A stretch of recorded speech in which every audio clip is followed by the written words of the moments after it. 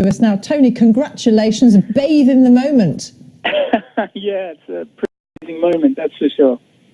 I don't suppose, Tony, you were expecting it to go this far when you were approached by the Greek director Yorgos Lanthimos to help him write this script from the story that Deborah Davis had already brought to him, had been trying 20 years to get it made. What did you do to tweak it and get it to this position where you're nominated and the front runner with 10 nominations?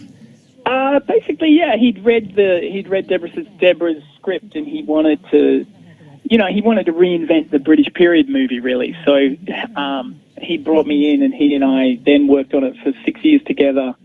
And we just made it a comedy, and we made it a tragic comedy, and we wanted it to feel contemporary. He's a really visionary guy, and he and I just, spent these years together writing and hoping we could, get the movie made. And now it's made with these amazing actors, and it's really great.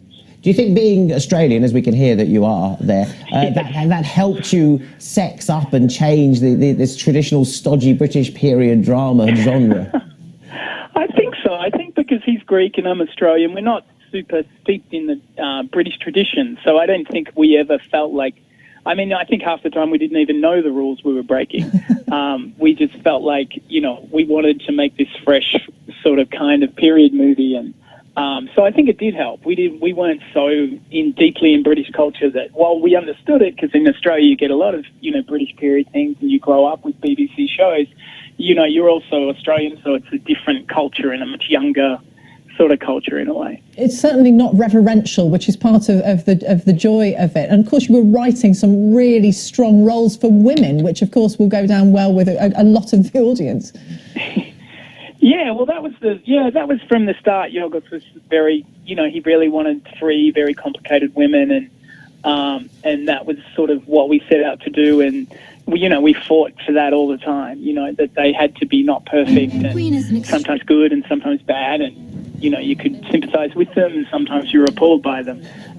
So that was sort of how we viewed writing those characters, and then you're lucky that you get such 3 amazing actresses to bring that to life.